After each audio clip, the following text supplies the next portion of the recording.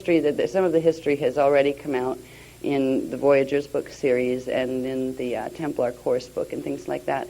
But it's going to be more of a book that concentrates the history, where you see the whole history line. And when I talk about history, I'm really talking about the history from a very, very long time ago that moves up through the present. We've covered a lot of things for people who haven't been to workshops before. We have covered from the beginning times when life was seeded into this time matrix, not just on this planet, but into this 15-dimensional system, which began 950 billion years ago. That's a long time in Earth time calculation, and how that has led through a series of population of planetary systems as we know them from Earth, what we would call planetary systems or star systems, and how that culminated in the seeding of Earth. Now, our history has been riddled with what we would consider to be war. There has been warring taking place in this time matrix for 250 billion years, which really isn't too bad if you look at the fact that from 950 billion years to 250 billion years, everybody got along well. So that was a pretty nice long stretch of peace. But it hasn't been peaceful here for a very long time. The people on Earth are in a very interesting place of consciousness, because when you come into Earth and you incarnate onto this planet, you're incarnating into, let's say, a little bubble. It's a quarantined reality field, and it's been quarantined for over 25,000 years. So people that are born on this planet come in with an innocence that is useful to some degree, but it is also an innocence that can be the downfall of the civilization.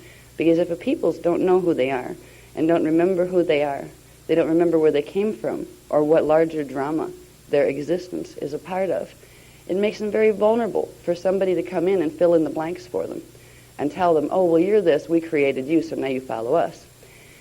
In our recent history, say from Atlantis, 25,500 BC, up to the present, we have been like children on this planet. The races that were the guardians of this planet, that held huge history banks. I mean, this is when we were 12 feet tall and were breatharians. We didn't even need to eat because we had full control. This was what a human was. It was a being who had full control of its ability to manifest and demanifest. We did not need to eat foods. We did not need to, we had different organ systems in our bodies because of the advancement of our gene code. And we were innocent, but all-knowing. There is a place of being where you can be in innocence, but not unaware innocence. We were in aware innocence. Since 25,500 BC, and really it began before that, but the big axe fell during that period of time, and since then, we have been progressively becoming more lost within our hologram down here. We don't remember anymore that we're angels. We don't remember anymore that stargates even exist, forget how to go through them. The fact that we don't have what we used to have is not an act of God. It's not an act of something that was supposed to be in the original divine blueprint for this planet or for this time matrix. But it was an act of, let's say, the interplay of stellar races that was allowed to occur, but only for a certain period of time. It was allowed to occur, and it's interesting. If we go through the history, we'll find, gosh, we've been victimized. That'll be one of the first things that pops out. How could God let anybody do this to us? This wasn't nice. This was like worse than not nice. This was awful.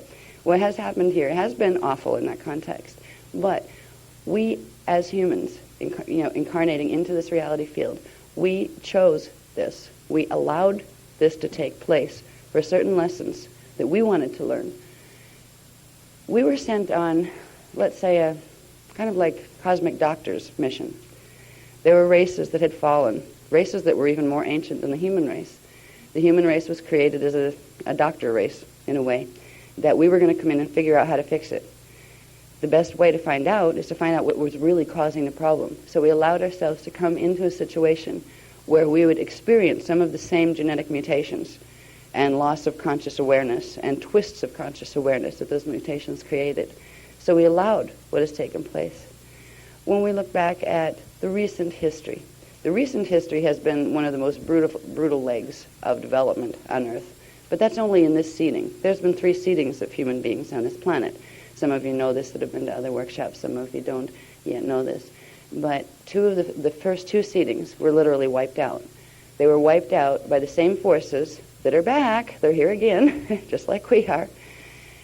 constantly this place has been under siege because it is a significant location within what's called the Universal Templar System. The Templar system refers to the organic Stargate system. A Stargate system is also the Ascension system, or the Descension system, whichever way you're coming, down or up. All right. The Stargate system is the system of, you could call them portals, Stargates. They're frequency modulation zones between the highest frequency spaces before matter has any density, all the way down to the systems that have full dense matter.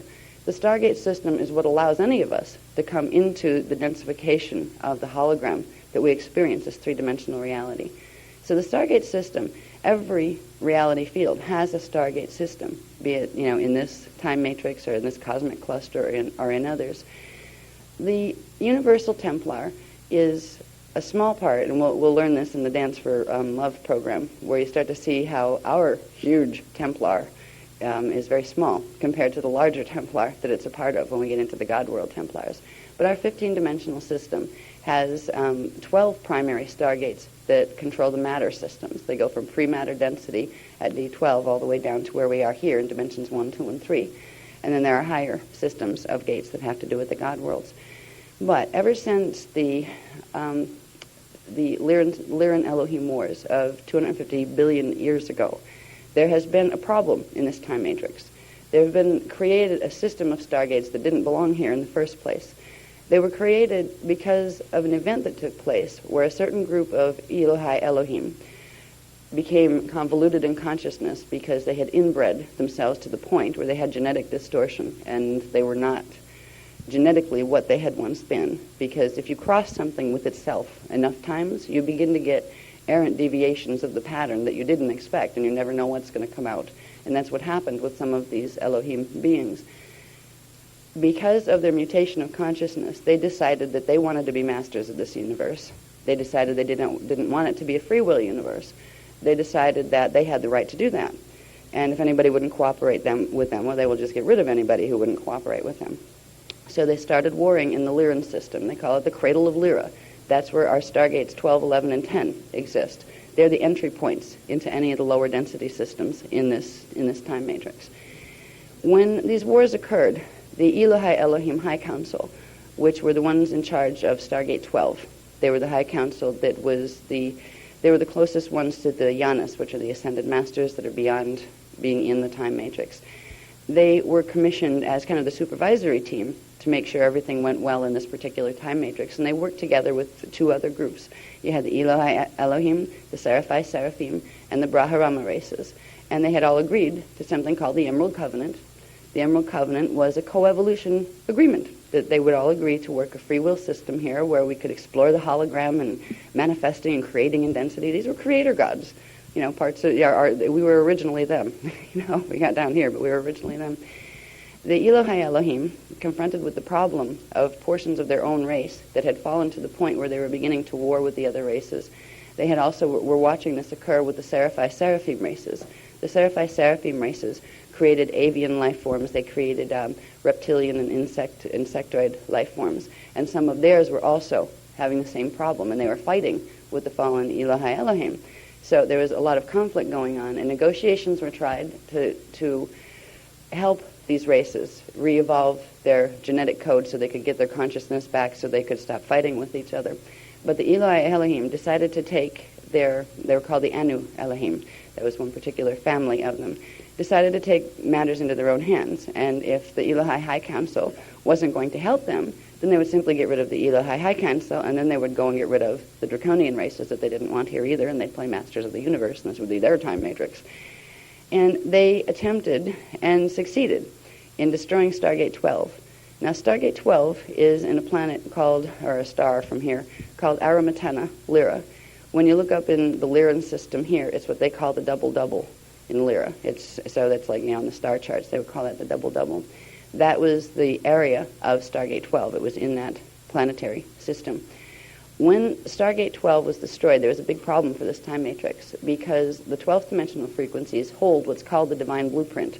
That's the full mathematical program for everything that's to be manifest in this system is held in scalar wave form within the 12th dimensional frequencies. when Stargate 12 was destroyed. It was fragmented. Those scalar wave forms were fragmented and ripped apart. And part of them went into what's called reversal, which means if you have, let's say, a mathematical program that runs number 1 through 20, take that and flip it around, and you have 20 running through 1. All right, it's a lot more complicated than that, but it's the same concept of a reversal. The mathematical program was running reverse on part of this system. This creates what's called a black hole. As far as science goes, in our contemporary times and sci-fi and that kind of stuff, they talk about black holes. Science here doesn't know a lot about black holes or what they do. But black hole systems are literally systems that, if you think of a pair of nylon stockings, and you know how they get a hole in them, and then it starts to get runners all over the place, and then the hole eats the rest of them eventually, so you throw them away. Well, you can't throw time matrices away. But black holes work like that once a hole is poked in the natural fabric of the scalar wave form, the energy that has gone into that fragmentation begins to reassemble itself in chaotic fragmented form. So let's say you had an alphabet of what we call fire letters or scalar wave forms that created a very beautiful, ordered type of universe where things worked well. And you rip those apart and you get alphabet soup, and you throw half of the alphabet soup over this way and half over this way. The one that got thrown over this way became the black hole system, and it reordered itself on an unnatural mathematical program. That unnatural mathematical program did, however, allow for the system to continue, which means the life forms that got taken down into that particular matrix, and it was called the phantom matrix, they were able to, as consciousness, sustain and put themselves back together to a degree, and they formed creator gods in the phantom matrix. And those creator gods were the same ones who tried to blow up the stargates in the first place. They didn't get the whole time matrix, but they got part of it. And they created phantom matrix. And their main objective was to get the rest of the energy off of the main matrix because they were not self-sustaining. When a black hole system is created, the only thing it can do to sustain itself is to draw energy from the matrix it fell from. If that door is closed in the matrix it fell from, it becomes a finite system that implodes in on itself. And when it implodes, we can never be away from God. But there's two ways to go home. One is fully aware and knowing it. The other is as space dust. You're still holy when you're space dust. You just don't remember it, and it doesn't have much meaning to you at the time. So the system called the phantom matrix, which is the beginning of the plight of war in this time matrix, is a system that is structured. They have matter like we do now, because since the Lyran Wars, since the black hole was created, they have progressively found ways to artificially order the energy that they could suck into their system. They have pulled planets into their system. They have pulled galaxies into their system from this time matrix. We're in the middle of a very long drama. We're in the middle of the end of a very long drama.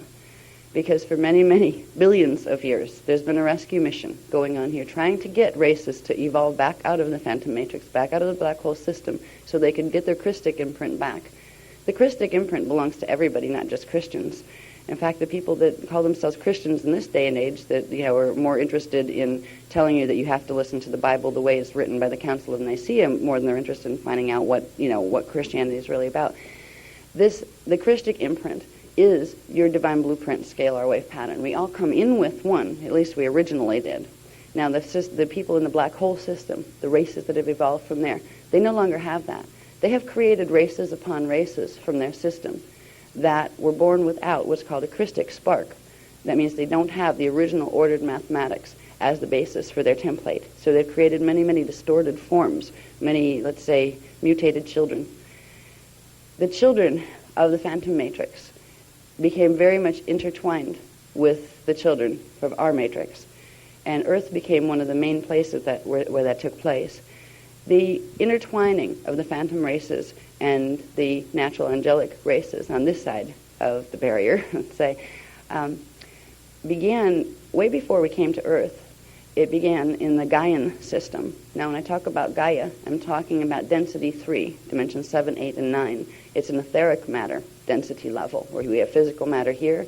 Then density 2 is a stage between this level of physicality and etheric, where if you imagine what you think a ghost might look like, that kind of, you can poke your finger through it kind of matter, but it's still there, except it doesn't look that way when you're there. It looks just as physical when you're there. It just looks etheric from here. All right. Anyway, it began with Gaia. And it's funny because if you look at the Greek mythologies, Lady Gaia was a goddess. It was a goddess of the earth and things. Yeah, definitely true. They didn't tell you about density levels, and they took all the science away from it. But they personified Gaia and the names of a lot of things into the Greek mythologies and the Roman mythologies.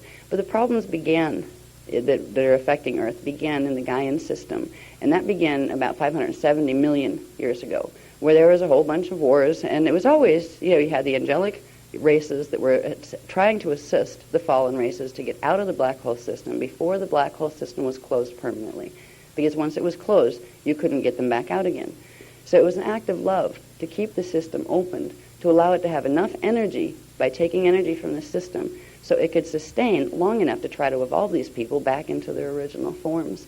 But the warring it got progressively more intense from the time of 570 million years ago, because this is when the original guardian races that were here were called the Azarites.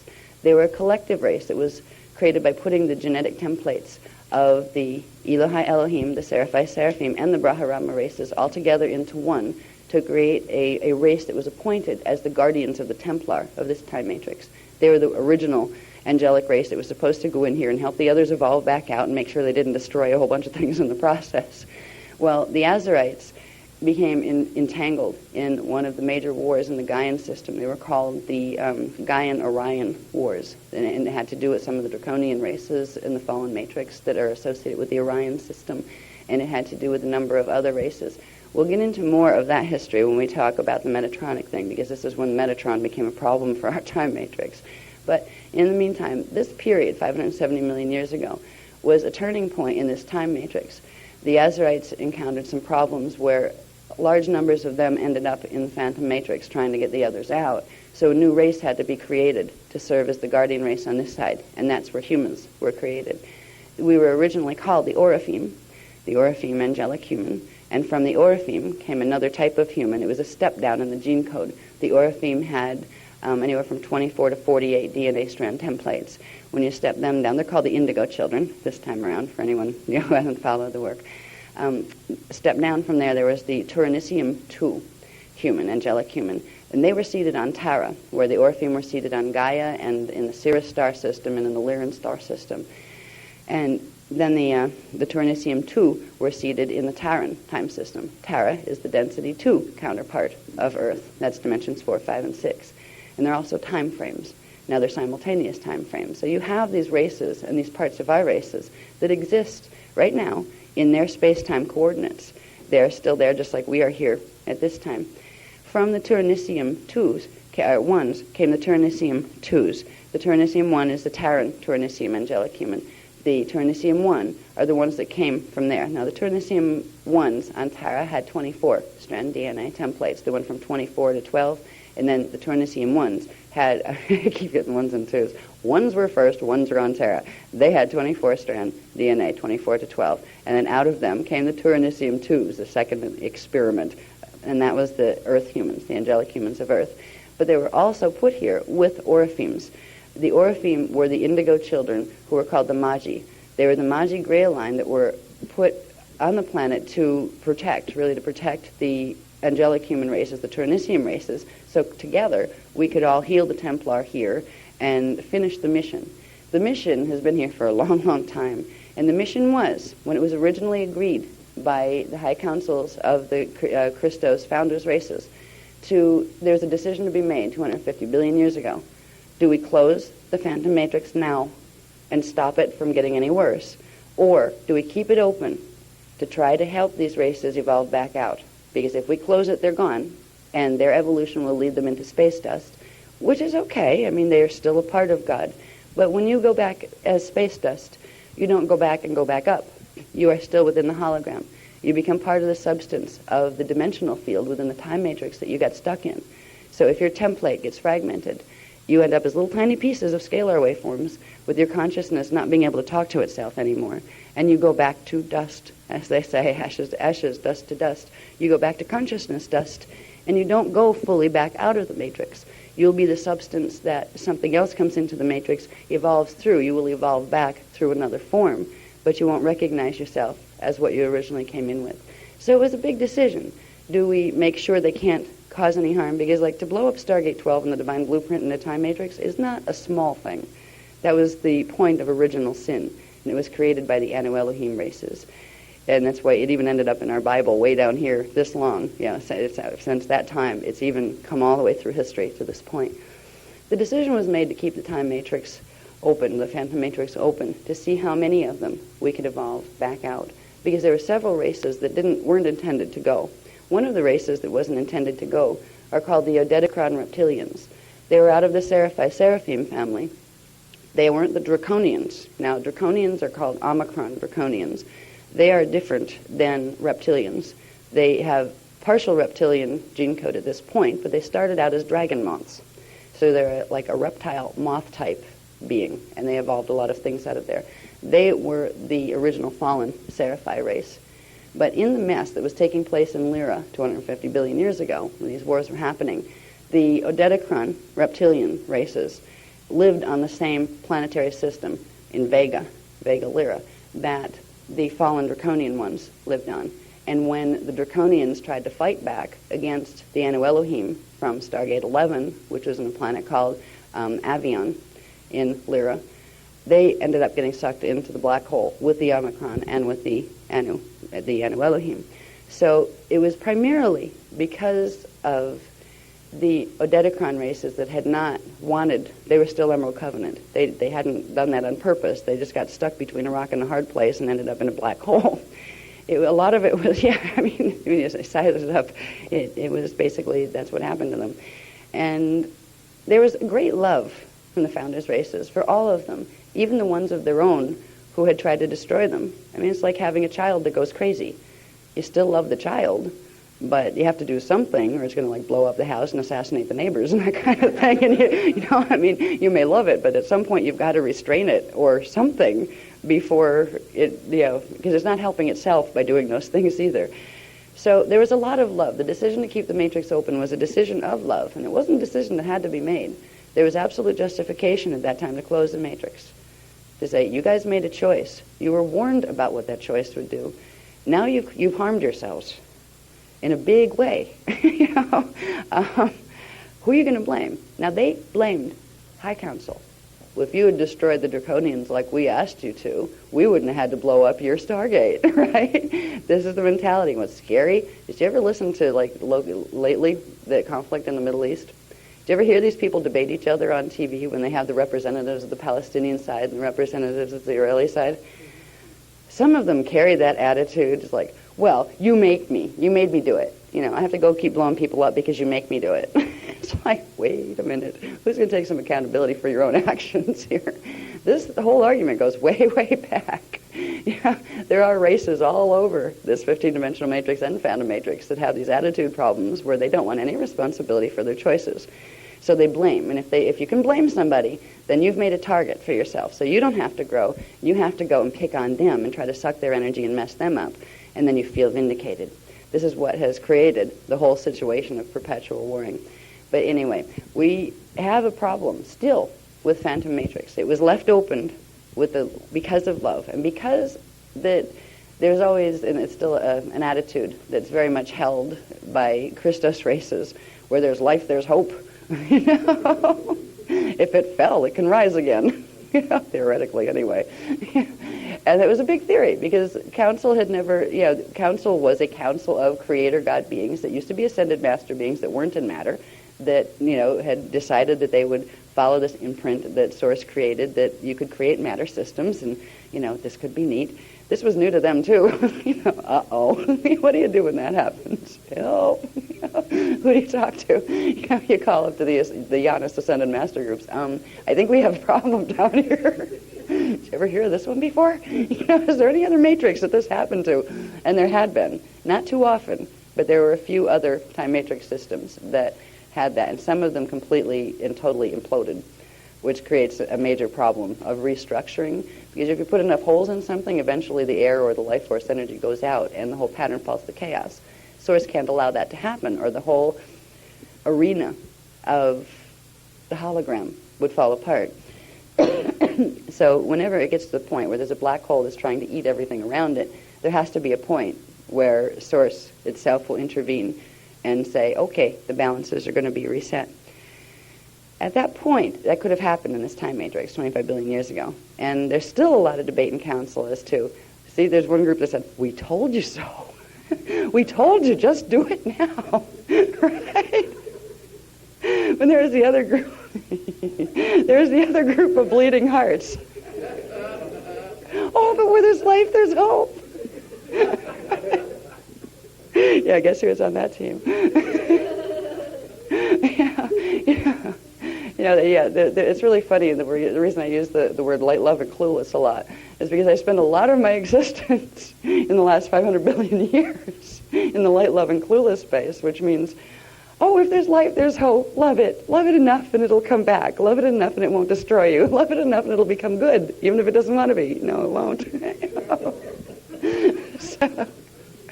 So there's a whole group of council right now that kind of sits up there and goes, well, we don't like to say we told you so. We understand the love that you guys were coming from. And because it's a free will system, we honored your wishes.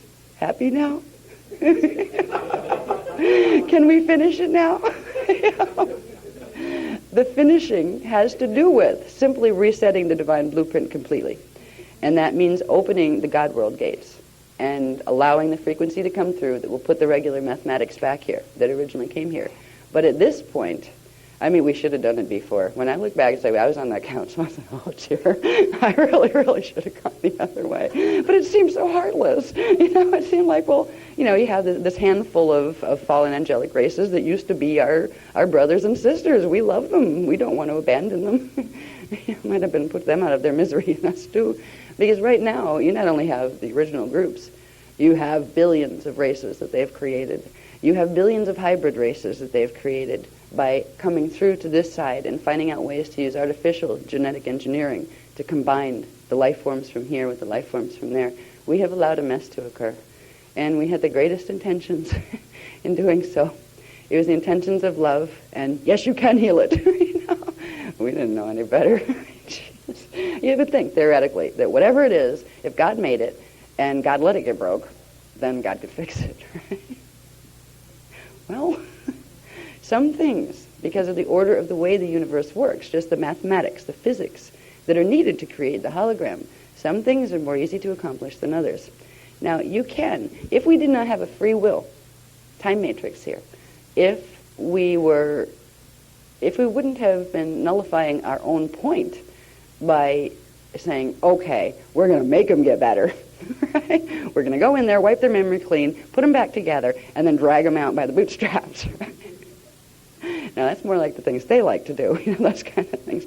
That would have been a violation of the free will of those who chose to take that path. So we had to find ways of re-education and of assisting them with what's called bioregenesis, DNA template regenesis. Because if you have your DNA template shattered and you don't have a D12 imprint anymore, the concept of Christ consciousness means nothing to you. It's like a language you've never heard before. You can't feel the unity vibration that comes from the D12 pattern. You can go and kill something and say, oh, that's neat. Wow, look at that when it dies. Wow, look at that. So that's what happens, and feel nothing. The beings in the phantom matrix don't feel in the same way that beings on this side do. The ones who have crossed between the hybrid people have a little bit of each, which is even harder, because it's like having a demon that lives inside of you, an angel and a demon at the same time, where the angel feels, but it doesn't quite understand what it's doing, and the demon comes through and says, oh, I want to do that, whack. And it goes smacking things and, hurting things, and the other part says, oh, should I maybe feel bad there? So we're in the middle of this, middle of the end of a drama that has a huge history attached. The history in terms of our planet itself is long and exhausting enough. We've brought a lot of that through, and a lot of that's going to go in the Forbidden Testaments of Revelation. Because when you see the history, you kind of go, oh my God. Oh, that's what they didn't tell us in history class in school.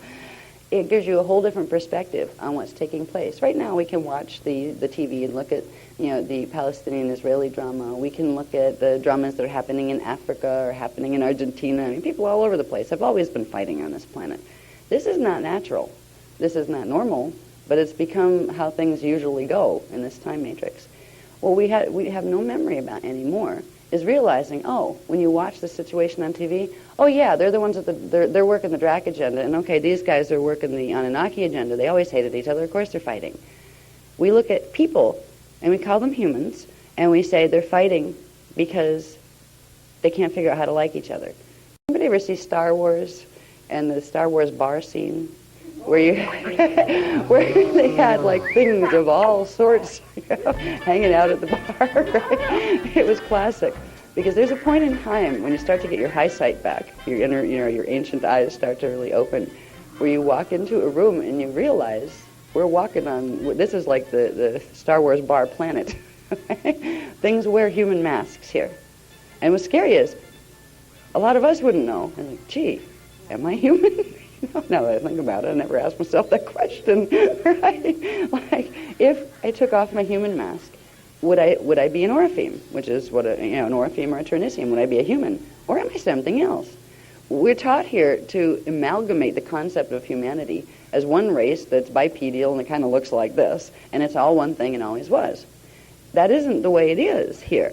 We all have, we may be of different races, that's fine. There's a lot of Lyran Syrians running around right now. If Orifeme put on their full clothing, they'd be like 12 feet tall and look very, very different, and they'd be considered pretty strange compared to most people. Like we look pretty weird. So would most of you. I can see it if like they remove the stuff in the grids that are keeping the gene code here, and everybody within a week morphed back into their original self. You wouldn't have enough psychiatric wards because you'd walk into the bathroom in the morning to wash your face and go, ah! And everybody would be doing that everywhere with each other and themselves. But the truth is, right now, we're wearing a mask of humanity. All of us are. And on the surface, you can't tell who's from where or what their agenda is. But in truth, all of the agendas that we're seeing running, all of the things that are happening in our daily lives now that are going to become more and more in our faces as we go through the next 10-year period, these are all about politics that have to do with three primary groups. One are the Omicron-Draconians, another are the Anunnaki or Anu Elohim races, and the third one, and they're pretty much the ones that are most overlooked, are the Guardian races. They figured they had us neutralized a long time ago, so there's not enough of us on the planet to cause a problem. So the fight that's happening right now, that we're watching evolve right now, has to do with a very ancient battle, a battle that was scripted in Atlantis to take place, but it was put on hold because of a stalemate with the stellar activation cycle there. It's a battle of dominion between the Anu Elohim forces and who are working those agendas, and the ones who are working the Draconian agendas. There's a third player in this, but they've always kind of been a part of it, and we'll talk about them when we get into the Metatronic thing. They're called the Wisadek races. They were from a different black hole system, and they joined forces with the ones from Phantom. So we'll talk about them more.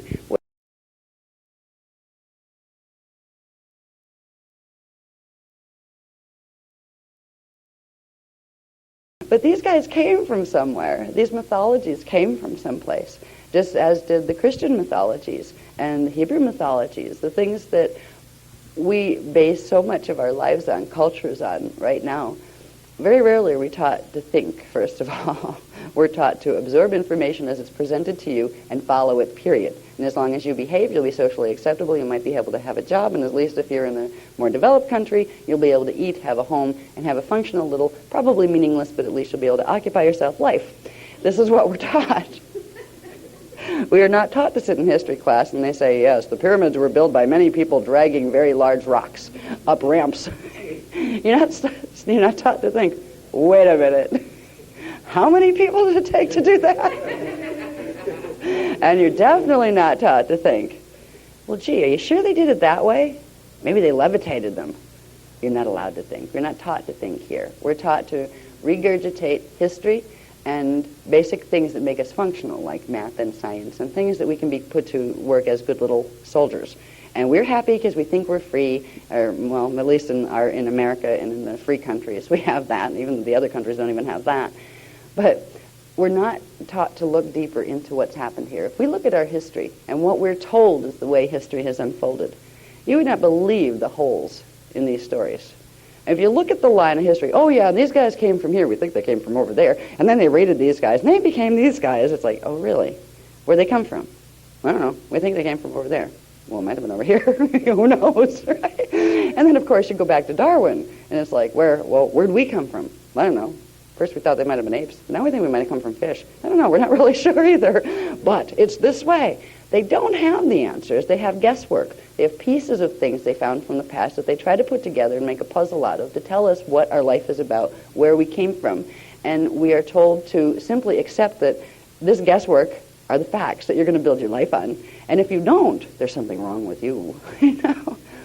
The history here is much longer and much more intense than anything we have encountered. When they've been giving us progressively the history over the last 3 years, I've hit points of overwhelm where it is that I don't want to know anymore. Enough. You know, the stuff in Lyra, that was enough. You know, at least that's a long time ago and far, far away. But when you start to bring it into Atlantis, this is where it got really touchy for me, because there's a lot of pain still wrapped around it. There's a lot of us here. If we're here now, it's because we were here during the Atlantean period. There's nothing new on this planet. It's all been recycling because it couldn't get out of here because of what happened in Atlantis. So there's a history that took place primarily from 25,500 BC forward. That's what's directly affecting us now. There were other things that affected us before that. There were 2 extinctions of the human races on Earth because of war with the Anunnaki races primarily. And it's really funny. If you look at the New Age movement, one of the things that you'll find is any of them that acknowledge that there's other races, they acknowledge there's Anunnaki, and they acknowledge that there's draconian-type races. The Anunnaki always make the Dracs out to be the bad guys. And they're the good little saviors that'll come in. They're the ascended masters that'll come in and help you. Just give your power here.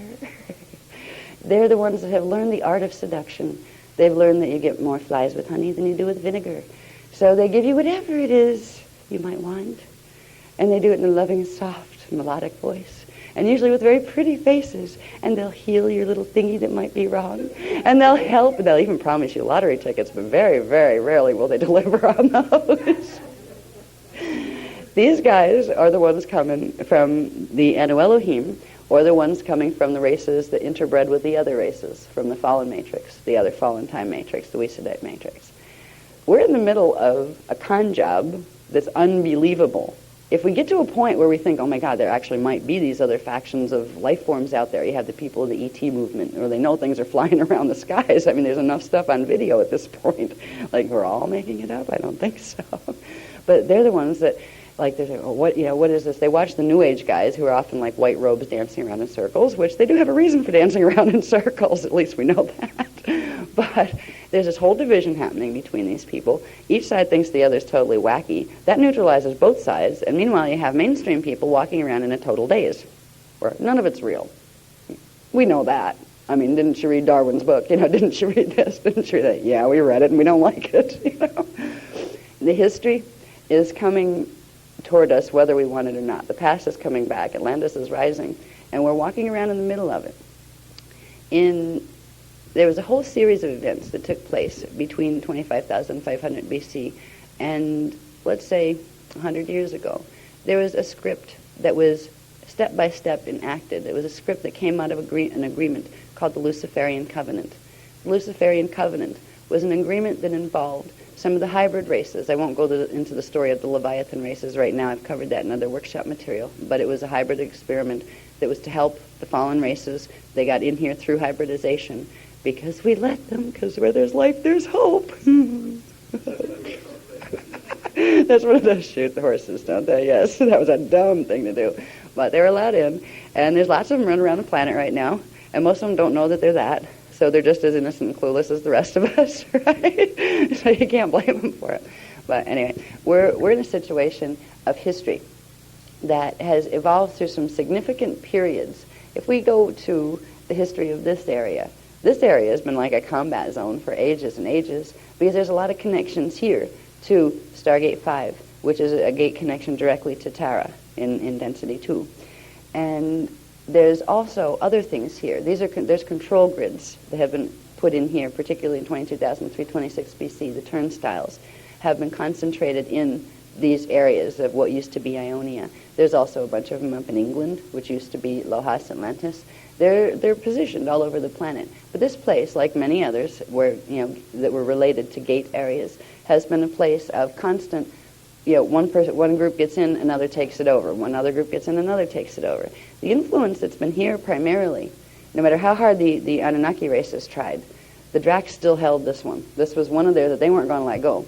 When I say the Dracs, the people that have been used, the people who have been used, the Leviathan races, we call them the Illuminati races, that these are races that are born. They're in human form like everybody else, but they're not born with a Christos spark because they were conceived out of a generation of Leviathan races that didn't have the Christos spark. What inhabits those beings are souls from the fallen matrix, from the phantom matrix. Now, they don't know that when they get here. The phantom matrix uses their people as expendable bodies to get their presence on planet. And they don't care much for their own races, so they don't take care of them. That's why there's a lot of Illuminati people here. The people they beat up on most of is usually themselves. They don't take very good care of their own peoples. Now, we've all evolved to a point where people are trying to take care of each other, whoever you're from, down here, which is the saving grace element, where you're almost tempted to say, where there's life, there's hope. You can help them all. That one again.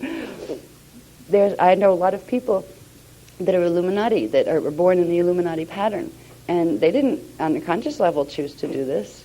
They just found themselves created in bodies, and they grew up, and they have a childhood that they remember, and they don't remember anything else before that, and that kind of thing. But these races have been used like puppets by the fallen angelics who created them. And because of their human imprint, even if it's very small, they don't have a full Christic imprint yet. They don't have 12 strands. But the Leviathan races received 5 strands. They received 5 strands of the human angelic, one at a time. This is where we got our going from Neanderthal man up to like Cro-Magnon and eventually into what we call the Homo sapien. That wasn't our evolution. That was their evolution, because they had a basic ape hominid form that was created by using certain elements of, I think, monkeys from here and some of their own race strains. And we took that form, when they entered the Emerald Covenant, that form was used to begin splicing in, little bit at a time, the strand templates from the angelic human race to give them the ability to evolve into a form they'd never had before, but a form that would allow them to eventually, if they could regenerate 5 strands over many generations, they could then leave here. This 5th strand activation would allow them to go through the stargates here to get to density 2. You could get them off Earth, get them out of here already, because they had been causing problems here. It was because of those races that the human race fell twice here and was destroyed and had to be reseeded. So it was like, fine, get them evolved, get them out of here, get them up to Terra where we can handle them better and help them on their next stage. They were on a program of evolving to 12-strand evolution so they could get their 12 strands back. But they got hijacked in the middle of it. The races that they had originally incarnated out of, it was like there was a rebellion in Phantom Matrix. A whole bunch of races, fallen races, decided they didn't want to be fallen anymore. They decided they wanted to work their way back and not play, the fallen angelic game anymore. Forget Masters of the Universe. This isn't fun anymore. Basically we don't like it here. And they entered, once they were in incarnation, they had the ability to make a choice to join the Emerald Covenant. They could make a choice that if they were in a form, any form at all, even an animal form here, they could transfer their soul out of the animal form here and into one of these hybrid races that would give them an evolutionary path. It wasn't going to be, you're going to get there tomorrow. It was going to be, you're going to work your way back out. That's the only way you can do it, is to rebuild the template. So they agreed to come in. They're not born with a Christos spark, but they're born with the potential to regenerate it. It makes them, the Illuminati races, even like in the past and now, have a weakness genetically. It's a weakness that allows them more vulnerability. They can be messed with easier. They're like little puppets because of their gene codes. It's like having little black holes in the DNA template. They can literally, if there's a consciousness from the fallen matrix that wants to mess with them, they can move right into their bioenergetic fields and impulse them to do things. If they really want to get themselves into that body, they can very easily push the other consciousness out and take possession of the body. So the Illuminati races are an endangered species, and they don't even know it. They're usually too busy, though, going on dominion quests down here, because they still carry the same consciousness distortions as the collectives from which they incarnated. They still have a warring mentality. I mean, there have been beings that our governments and certain governments have been approached by what would be considered ETs that offer them certain options since the 1930s and said, well, you know, you can fight this out, but it's not going to work. You know, you're not going to win this way. Why don't you try this? This is the peaceful way to do it. This is the way to protect your planet. And those the people who were in the governments that were being run at the time by the Illuminati said, no, we don't like it your way. We want to do it the peaceful way. You won't give us guns and weapons. We won't talk to you. You know? So they sided with the negative sides. We're in a situation at this point. It's a culmination of the history from Atlantis. The history from Atlantis is very sad. There are repeatedly the places that we've been guided to. There's a layer of history that belonged to indigos and humans, that belonged to us. And most of it was quite sad because we were continually tracked and persecuted from the Leviathan races.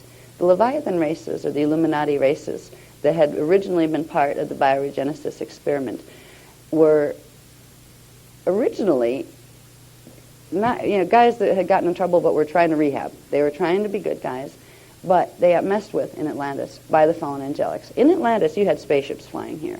It was common knowledge that, you know, ET beings existed.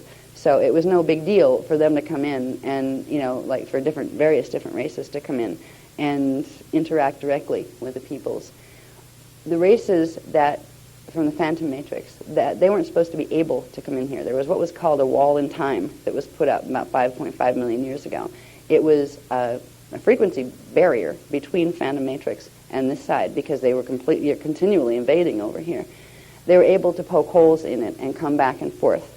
And in Atlantis, they were able to come in enough to where they used seduction. The Anunnaki races used seduction to convince their Illuminati races, their Leviathan races, that they would never be accepted by the humans. The humans didn't really care about them because they weren't of them. They get in that whole trip. And it wasn't true. I mean, the angelic humans and the founders wouldn't have got involved if they didn't love them in the first place. They wouldn't have taken the risk of, you know, allowing them to come in. But if you don't have the Christic imprint, if you don't have that D12 frequency that will allow you to feel the bigger picture, it made them scared, and it made them not know who to trust. And if there were ones that were having a hard time, the Anunnaki would fix it for them. They became very dependent on the Anunnaki to fix things for them, because the Anunnaki could do magic compared to what the Leviathans could do. So could the angelic humans. But the angelic humans had something called rules. That means, yes, we can create that, but it would cause harm here, here, and here, so we won't create that. Where the Anunnaki came in and said, you can create anything. See, you can become like us. And that was very seductive. When the Leviathan races went over, there was this whole thing. And it's funny, where we talk about the gods of Rome and Greece, where these guys came from. They came right out of Atlantis. And where they come from Atlantis, they came right out of the Phantom Matrix, unfortunately. When we get into the Metatronic workshop, we'll see the names of some of the planets in Phantom Matrix, and it's really funny. I mean, we have like Apollyon. That's one of them. There's a number of others that you can see where the gods of Olympus came from. It's more like saying, hi, my name's Earth because I come from there. You know what I mean? It was kind of like that. And there's whole mythologies built on some of the interactions, but between peoples, between groups of peoples. Like in the mythologies, there's a lot of everybody sleeping with everybody else. I mean, it was just like, a heyday of fornication in those mythologies. This was really talking about what groups were interacting and interbreeding with with other groups. When it came to the point where we have ancient Atlantis, we have a bunch of things that happened there. Then there was this big blank spot that I'll talk about in a minute. And then there was this other evolution where we have cultures that seem to have popped up, what we call our most ancient cultures. We have cultures that obviously built the pyramid things down there in Egypt. We have the Minoan civilizations here. We have the remnants in China of temples. We have the remnants in South America of temples. There's remnants all over the place. So our people on this side that don't have any memory anymore and the books aren't there anymore, and say, where did these guys come from? Where did they come from? It's just we were apes once and eventually we'll learn how to build pyramids? I don't think so. But when it comes to this area, and this is what I want to kind of like bring into focus for our workshop for tonight, is just getting a feel for this area and the influences that, and you can see it with the people too. The people here that we've met are very much steeped in the mythologies of this place. This is their history, and they're proud of it. They're proud of it because it gives them one thing that standard history out there doesn't. It gives them more ancient roots, and it gives them a connection to something real in the sky. Whereas you have, people that are just Christian who hope there's, Mary and Jesus and Joseph and all the saints and those guys if you're Catholic up there. There's a thing, there's a romance about the gods from here, the gods from Greece and Rome. These guys, first of all, they were very sensuous. They allowed you to have sensual pleasures. It was okay to have bodies and do things with them. Where if you get into the heavy Christian dogma, that's not okay anymore. I find it really amazing because it's very Christian here now, very Catholic. There's a very strong Catholic imprint. But you also see statues of men naked standing in the lobbies of hotels. And that's for an American, that's kind of oh, you kind of just check over your shoulder, oh, it's, maybe a beautiful work of art. But I would, if I had a statue like that, even a little one, in my living room and people came into my house, I'd blush every time they looked at it. I'd be embarrassed because that's the stuff that we're at least in America, that's what we're taught, just to be, a little too puritanical. It's an amalgamation here of cultural influence. It's amazing to see how it came from Atlantis, because in Atlantis you had delegations. Once they had opened the portals here and could get into this system and come and visit. Now, there was things like Syrian Council and various other guardian councils that were doing their best to guard the portal system, to not let these guys in, because they would always create war when they came in. If they didn't come in and try to just decimate everybody completely and just take it over, they'd use seduction and try to get interior rebellion to take it over for them, which they've been trying to do for a long time. They still are. In Atlantis, the whole Greek and Roman god mythology was set, but part of this mythology was also Egyptian. Originally, the Egyptian gods, the gods that became the gods of Egypt, like Thoth and all those guys, and Osiris and Horus and all of those, they sat right alongside the gods of Olympus. They were all part of the same pantheon of gods. They were all the same people, races, coming from other places. And there was this whole subservience thing taught in Atlantis. This was when the temples were getting very, very corrupt, and where originally the temples belonged to the Magi Grail line, angelic humans and indigos, but they were progressively forced out by the Leviathan races. And many times it was force. It was we'll destroy you, and they did, and took over the temples. And it was yeah, they can do that, can't they? Yeah. Fortunately, we know we're immortal. We have to do another body, but at least we know, we're immortal. When they set up a structure of subservience there, this is where the heavy God's up here, you're down here and lowly, you want to have things your way, you don't have any power, but we do, and as long as we're happy with you and you kiss up to us, we'll do it for you. This is where the transfer of power was heavily, heavily ingrained into the Leviathan races. They were told they were utterly powerless, and that was demonstrated in certain ways by making them powerless. Stick them over here someplace on the planet, and then have big bad storms come and get them, and then have something come down and say, we control the storms, which they did. They could control, by the crystal technologies, the dome. We call it the dome here. It's a natural hydrosuspension field that was very actively controlled consciously in Atlantis. It was set up with apparatus that had to do with massive crystals that were buried underground in relation to the Stargate lines, and you could, ley lines, and they were able to generate, somewhere in one of the texts, one of the obscure little details of stuff for one of the books, I don't know which one it's going to go in, they explain the hydrosuspension fields and how they worked, and what they did with ions in the atmosphere and that kind of thing, and how it allowed them climate control. And as long as that was working, climate control worked. But right now, there's only little parts of that are still operational. But the people of Atlantis were set up in a situation where they began to worship these big guys that came down from the sky in their fancy little ships, or some of them would pop in through portals and that kind of thing. And that's, if you can't do it and they can, that's real impressive.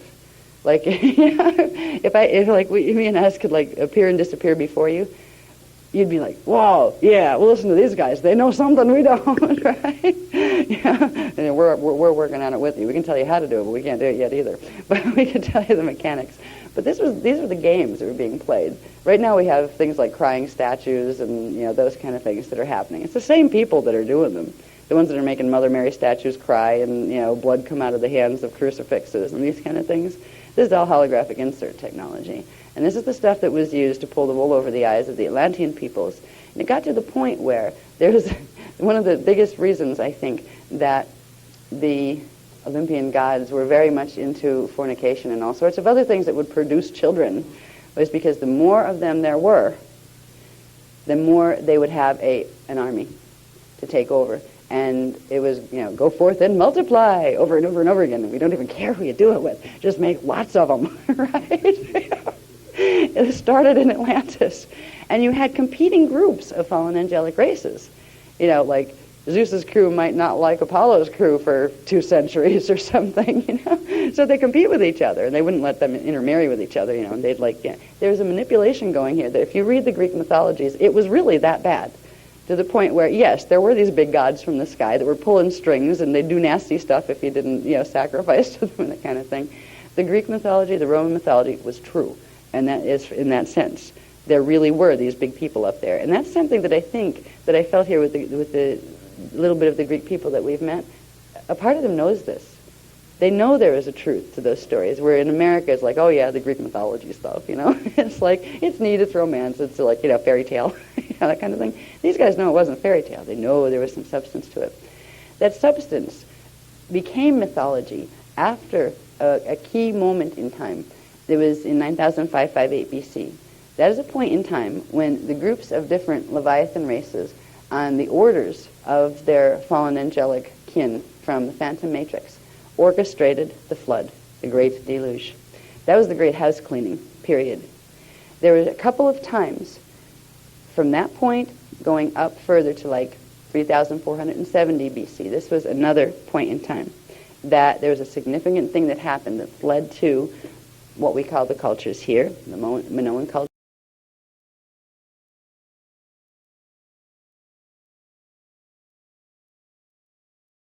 That is a point in time when the groups of different Leviathan races, on the orders of their fallen angelic kin from the Phantom Matrix, orchestrated the flood, the Great Deluge. That was the Great House Cleaning period.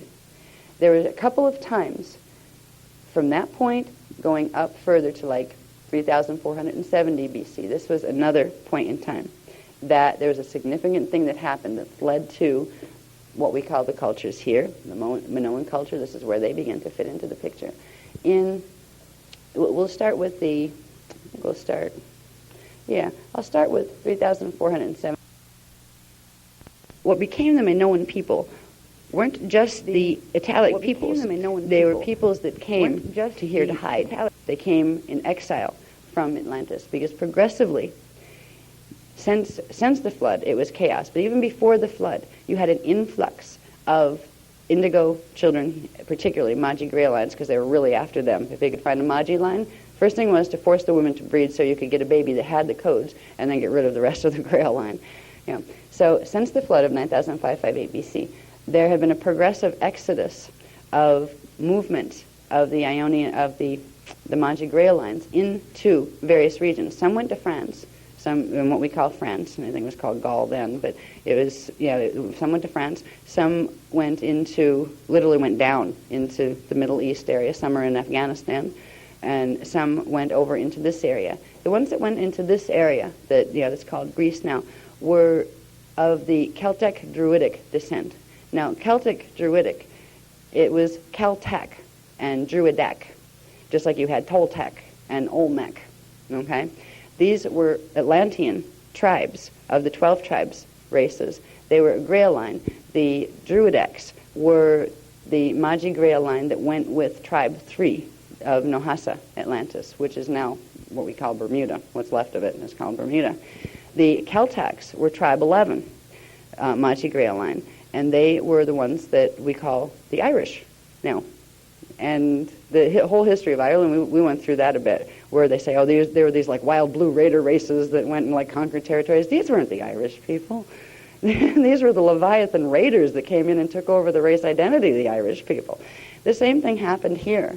The Italic people were not originally warriors. They were turned into warriors and trying to defend themselves from what was happening here. But before we had the buildings that we saw, like today at Knossos, the big palaces and those kind of things, there were civilizations here that for a while were actually peaceful. Because for a while, Ionia became a haven where we were being chased out of other areas, where gate conquests were going down for Gate 11 up in England and for various other gates, Gate 10 down in Iran, and there's a bunch of questing going on for Gate 8, I believe, in China. And so there was a lot of everybody run this way, because the Leviathans are going that way, right? And we were able to set up small pockets, and this is why we were able to survive to the point where we can have an indigo grail line on the planet right now, and where you can have an angelic human grail line left, is because we would do it in small pockets, and they'd be scattered all over the place. So there wasn't any one big concentration of them where somebody could come in and wipe out the whole bunch. There would still be somebody left to carry the race line.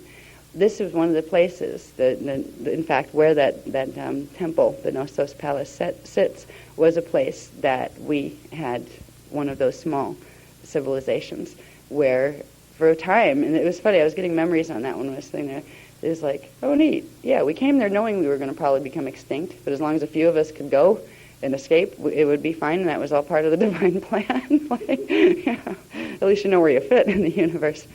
But there was something called the Knights of Knossos. The Knights of Knossos were the raider races that came in here. And it's very interesting because they're still going strong. And so are the ones they used to fight with, which are the Knights Templar. The Knights of Knossos were draconian. They were of the Leviathan races they're from Atlantean period, who were working for the Omicron draconian races, which were the ones from Orion, that were against the Anunnaki races. For ages, ever since the original thing 250 billion years ago with the Lyran Elohim Wars, where the Anu Elohim wanted to destroy the fallen Seraphi Seraphim, which were the Draconians came out of. They didn't like the Dragon Moth guys. So they still don't. And what you had was the Knights Templar were spreading all over the place. They were raiding the angelic human and grail lines, and they were forcing interbreeding between their own races to produce lines of children that progressively had more and more of the grail line coding. The grail line DNA coding is what went with the planetary grids. Humans and angelic humans and the indigo children have DNA that is mathematically coded to the mathematical scalar template of the planetary shields. We could run the Templar. We were given that as a gift because we were the ones appointed as the guardians of this planet. And the Leviathan races, if they were ever going to take over this planet and actually be able to run the stargates, they had to be able to access the stargates, the security coding in the stargates. They needed the gene code. So they couldn't just come in, flatten everybody, and take it. They had to progressively infiltrate from within and build up a master race that would hold because it raided so many. They had to get every one of the 12 tribes of angelic humans. They had to pick up the coding of every one of them, at least to some degree, for them to be able to fully access the grids enough to completely take them away, to completely reverse them, to take them into the Phantom Matrix. So it's been a long and progressive, what we've watched in our history is a long and progressive infiltration in the most personal of ways. I mean, they would literally send their raider races into a culture or a town, and they would kill most of the men, and they would rape the women, and they would keep them only until they gave birth, then they would kill them too. And they would keep the children and have their own women raise them. And there was this is just a horrible way to be. They wonder why we don't want them to, keep doing what they're doing. They wonder why the council will never approve of the way they want to run their free will matrix. So in this particular time period, where after the flood, 9,558 BC, between that period and 3,470 BC, there was a lot of wacky things happening. You had a whole bunch of Leviathan races that decided to follow the agenda of the Draconian races, because the Draconian races had started to incarnate into the Leviathan form, which was primarily an Anunnaki form when it started in Atlantis. They'd started to incarnate into that. So now you had draconian Leviathans and you had Anunnaki Leviathans, and they didn't like each other.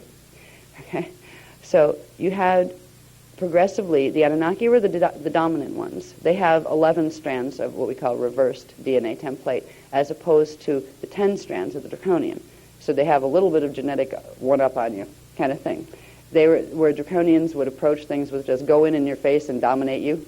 You know, I'm going to take that, right? The other ones, hi, how are you? Wouldn't you like to give that to me? You know, whole difference. There's a sophistication, a manipulation with that extra 11, that 11th reverse strand. So there was a conquest going on, and the draconian races ended up with their strongholds in Rome. And this is really where the Anunnaki tried to come and take that away, because this is where the gods became very useful. The Roman and Greek gods, they kind of popped up around the same periods of time. And there were periods of time when, because the Anunnaki were so busy taking over Egypt and taking over other places, like all those wonderful temples over there in Egypt, they're very much Anunnaki architecture. The whole thing we call the pharaonic line, there was maybe out of all of those pharaohs, 5 that were actually human or indigo. The rest of them it was a takeover, part of the takeover agenda. And because the Anunnaki Leviathan races were doing so well in their territorial conquest, it was really upsetting the draconian races. So they tried really, really hard to create their own, go forth and conquer and breed and make many more, right? And kill those guys while you're at it. So what we ended up with was much of the draconian ones started to come this way, where the others were busy, raiding other areas. They came over into Greece and into Italy and Ionia. They took over Ionia, and that was like the last place where all the indigos and the angelic humans were hiding. Like, uh-oh, here they come. Well, it could be worse. Could be the Anunnaki, right? Because they were more sophisticated as far as, they were a force to contend with because they were smart and they were quick and they were sharp, where there was a little dullness in the draconian consciousness that was a little easier to deal with. Pretty straightforward. Yeah, it has a knife, it'll try to stab you, It won't try to give you the knife and then shoot you from behind, Which is more of the Anunnaki style. So, anyway, the civilizations of the Grail Lines that were, holed up in little areas in the islands, in the Greek islands and things, they knew the time would come because they knew what was happening. They still had the Atlantean records. It was at the point where, even when Minoan civilization started, and it really started about 4,500 BC. It was not, as far as what they call the Minoans now, there was stuff here before that. There were people here before that. There were Ionians here before the Grail Lines came in, and then you had the Grail Lines came in. So you really have like Celtic Druidic Greeks, and you have Ionian Italic Greeks, and these were the original, some of the original people. Many of the people here, they don't know their history anymore, but they are them. They still carry that original gene code. Many of them were from Rome as well, because Rome, there wasn't a division between Greece and Italy and in those days, but it happened because of the politics. That was all Ionia. Ionia actually stretched all over the place. It stretched up into, up past the Boot and over. I'd have to get a map to show you exactly where, but I can do that actually. I can give you a diagram on that for the Metatronic workshop. But anyway, when it comes to understanding the culture here, it's an amalgamation of a couple of different things, and primarily it's draconian. And you can see this in the way religion and law have evolved. Now, it started out as, one of the 12 tribes, Tribe 5, the Iona Tuatila, which was Tribe 5 of the angelic humans. Then you had all the Grail Lines running and hiding here amongst those tribes.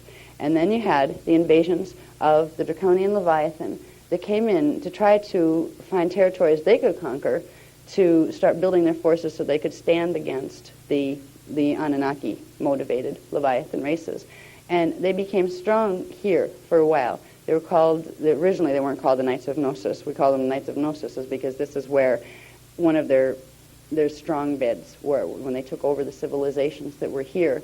And they began to take on, they were doing the same thing, the Anunnakis were, the draconian Leviathans were doing the same thing. The idea was to raid as many of the angelic human cultures as you could and get that gene code into your race line. Because whoever at the end of the game, and they knew the end of the game, was going to be in the next stellar activation cycle. Whoever had enough to run the planetary grids, through the DNA template, would be the ones who got the planet. So it's been a progressive process of this. When the draconian races, now, there were history records that verified all of this stuff in its real context. After 9558 BC, those history records, most of them, were destroyed. They were destroyed on purpose because we had a big ET house cleaning. There were ships that came down after that flood, and those ships would use certain beams. They're called, which kind do they use? I'm just trying to see if they were, they call them hydrophonic. All right, there's a new kind. Hydrophonic beam ships. All right, and I'm just getting this in. They're actually giving me more detail on the technology. I knew it was, they would use the sonics, but this is a particular kind. It's a beam that if it's a wave, like a particle wave type thing, and if you beam it at an object, you can hit a frequency with it where it literally demanifests it.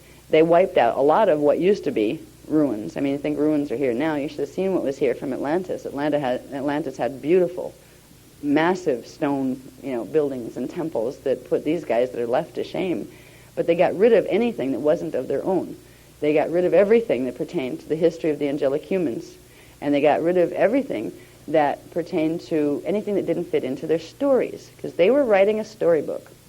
They were going to write a storybook to teach a race of children how to be very good, subservient little children forever. What had happened in 3470 BC, while you had civilizations here, you had this draconian and Anunnaki thing happening and Grail lines trying to hide here and there and everywhere. There is, let's say, the second foot fell. If the first foot was 25,500 BC when they originally started to come in and mess with the DNA through the planetary grids, the next foot came in 3470 BC. And this made a big difference. This is where it was like blank slate technology, test one. All right? Meaning they created alterations in the planetary grids again, using the Nibiru-endowed crystal grid system, which is a sonic wave distribution system that can direct the electromagnetics of the planet. They crashed the grids again. This was in the Tower of Babel incident. We talk about that in the Voyagers book a bit. And they completely scrambled the languages at that point. Now, if you mess with the magnetic grids here, and science here is just starting to figure this out, that DNA is very sensitive to magnetic fields. So, if you mess with the magnetic field on a planet, you will alter the DNA. And the Anunnaki knew that. They went for a clean sweep in 3470 BC. They'd done the flood before that, but people were still remembering enough of the history. They still had oral tradition. They were speaking the Mahabharata texts, which were the books from the CDD plates, the founders' teachings. There were still enough Grail lines left that we were teaching our children, and they were teaching their children. They were spreading the word that this is what is really going on here. And it was starting to create rebellion in the Leviathan races, where they didn't want to follow their old creator gods that they had to worship things for and kill things and do that kind of thing. They were starting to listen. The Leviathan races were starting to listen to the Grey Line races and saying, yeah, I don't like living this way. I don't like having to cut heads off sheep all the time to make them happy. We don't have to do that? It's like, no. Oh, okay. So they were starting to listen and wanting to be re-educated. They were wanting to re-enter the Emerald Covenant. And this quite upset the fallen angelic races. Wait a minute, they're our soldiers. You can't have them. They orchestrated the Tower of Babel incident in order to, they almost caused pole shift, but didn't quite. It nudged it a little bit. I believe that's where we picked up our wobble from, the combination between that and the one from, where they did the flood. Before that, we got our wobble on our axis from that. But they created the mutation in the DNA by blocking certain things in the planetary grids. I'll explain this one really quick. There's something called vector codes in the DNA template, and there's supposed to be 12 vector codes in the whole DNA template, but they repeat in sets of 12, but they are the same, 12 particular codes, each one for each of 12 dimensions. All right? The first thing they did in 25,500 BC was block out of the planetary grids 9 through 12. So it shut off that part of the DNA. What they did in 3,470 BC was they ran a polarization program through the planetary grids, which shut off another half, but first they polarized it. So you had 8 left. They polarized those and shut off half of each, leaving what's called a base 4 genetic alphabet. When that happened, it completely fragmented our memory banks. People literally woke up and didn't know who they were and didn't know how to speak anymore. They couldn't speak. They didn't have the sequencing for the languages that they used, the Atlantean languages. So they were ripe for the picking. They were ripe to come in and reteach them. The gods would come in and teach them new languages. And they would teach them new ways of being and how to worship them again. And that's what they did. It was planetary. It wasn't just here in Greece. It wasn't just in Egypt. It happened across the board. And this is where the indigos and the Great Lines ended up going down too. Our DNA was messed up too. We didn't remember either. So it was very easy. At this point, you have a bunch of people who used to be very intelligent that haven't a clue anymore. It's like they're all on Thorazine, walking around, and they don't even know how to talk anymore. They can't even talk to themselves, forget talk to each other. Then progressively there was an infiltration. And at first it was very much run by visitation by them. Not so much spaceships, because it was agreed in Atlantis that if we get them to this point, that we can get them under this much control. We don't want to teach them about spaceships and things. We'll be the gods that come down from the clouds, the heaven stories, this kind of stuff. They were going to fill out the realities. Now, we had teachings forever about the God worlds and those things, about those other matter density levels and those other higher spaces that a being can live in. We they were part of our teachings, the original angelic human teachings. So they took the best of our teachings as far as the framework, and they used it and filled in characters. And they created gods, and then they had their counter ones that created gods like Jehovah, and then you had there was all of these gods that we've come up with and that we've been raised with are, in truth, can be traced back to the names of very specific race lines of either Anunnaki or draconian nature. They weren't gods, because there's one thing that's amazing. People say, oh, well, you're against God. No. What we're against are false gods that run around saying people are supposed to be subservient. One thing the Emerald teachings never, ever, ever taught. You're not supposed to grovel. You don't sacrifice for some god. Why would a god be so powerless it would need you to do that? The ones that used to, the gods, that used to have, like, say, live animal sacrifice or live being, person sacrifice, you know why they did this? Because they needed to feed off the energy field of that being. If you kill something, particularly, like, traumatically, you chop its head off, its soul energy goes, ah! Right? And it does. If you don't know how to die well and know it's coming, you kind of do an astral, ah! And when you're in that state, you can be sucked into an energy vortex and literally fed on, used as energy food. This is why they would do the sacrifices. This is why some of them would also have a very heavy dark sex culture attached to them. Because the same thing, and this is where our teachings can get really scary when you start to realize, what is that thing we call copulation? Oh, you don't really want to know. It's a great thing, but it opens the kundalini fields between people. So they used rape a lot, and they used, sexual dark arts a lot to feed energy to these creator gods that they were worshiping. The gods couldn't tap into their own life force energy. They're vampires. They had to feed energetically off other things. So they would get their Leviathan races to create sacrificial rituals so they could literally suck the life force energy out of the things that were killed. They would do this with the people as well as the animals and things. Now, they got more tame as things went forth. And it's interesting if you can watch how animal sacrifice kind of phased out as Christianity, as we sort of know it, started to phase in. Very interesting, because the Anunnaki were the ones who most liked to feed. Now they blame it on the Dracs, but there's mostly the Anunnaki who would feed through the sexual arts and through the sacrificial arts. The Dracs tried that to a degree. They did some of it. It was primarily an Anunnaki thing. When we look at Greece history, for example, you had the period of time where Dracs ran the show. Then you had the Olympian gods come in. These were the Olympian gods with the Anunnaki and those guys. Then you had something happen to those guys. You ended up having the Byzantine movement come in. You ended up having Catholicism come back in. Now, Catholicism has to do with the Council of Nicaea, the ones who invented the Bible as we know it. Who wrote the Bible? Not God. No, the Council of Nicaea wrote the Bible by editing historical records. I'm not afraid to say that. Why? Because I'm mad. Because I've been taught the Bible was a book from God, and it wasn't. The original teachings that it was based on were from God, and they were holy. And they were taken out and edited, and then the Council of Nicaea decided it was going to run us around by the nose, pretending this book was something that somebody else wrote, that they really did. But this movement indicated something different was taking place. The Anunnaki had their heyday with their, gods running around having love affairs in the sky and,